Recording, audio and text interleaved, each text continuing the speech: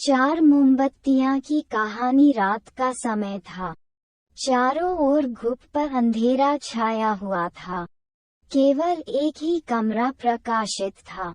वहां चार मोमबत्तियां जल रही थी। चारों मोमबत्तियां एकांत देख आपस में बातें करने लगी। पहली मोमबत्ती बोली, मैं शांति हूँ। जब मैं इस दुनिया को देखती हूँ तो बहुत दुखी होती हूँ। चारों ओर आपाधापी, लूट खसोट और हिंसा का बोलबाला है। ऐसे में यहाँ रहना बहुत मुश्किल है। मैं अब यहाँ और नहीं रह सकती। इतना कहकर मोमबत्ती बुझ गई।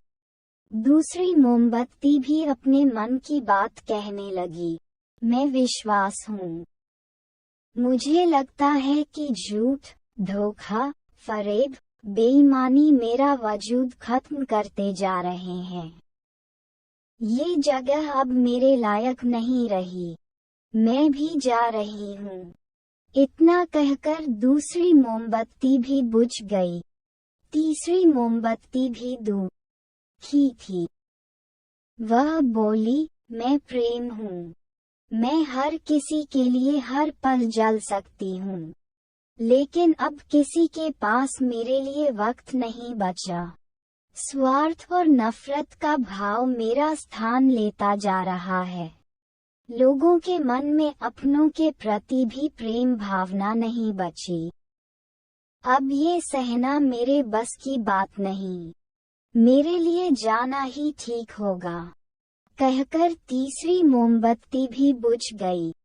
तीसरी बत्ती बुझी ही थी कि कमरे में एक बालक ने प्रवेश किया। मोमबत्तियों को बुझा हुआ देख उसे बहुत दुख हुआ। उसकी आंखों से आंसू बहने लगे।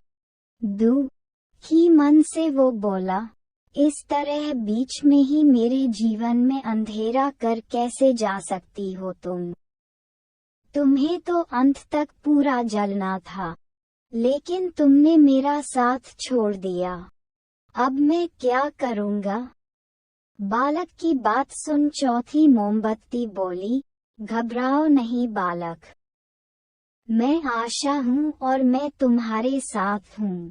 जब तक मैं जल रही हूँ, तुम मेरी लौ से दूसरी मोमबत्तियों को जला सकते हो। चौथी मोमबत्ती की बात सुनकर बालक का ढाढ़स बंध गया। उसने आशा के साथ शांति, विश्वास और प्रेम को पुनः प्रकाशित कर लिया। इस कहानी से हमें सीख मिलती है, जीवन में समय एक सा नहीं रहता। कभी उजाला रहता है तो कभी अंधेरा।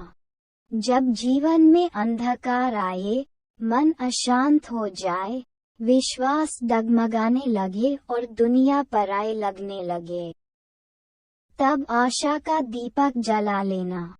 जब तक आशा का दीपक जलता रहेगा, जीवन में कभी अंधेरा नहीं हो सकता।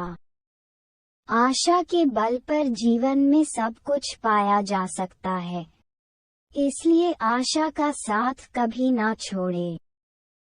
दोस्तों, आशा करता हूँ कि आपको ये कहानी पसंद आई होगी। मिलते हैं जल्द ही एक नए माय ज्ञान सागर कहानी वीडियो के साथ। अपना ख्याल रखिएगा।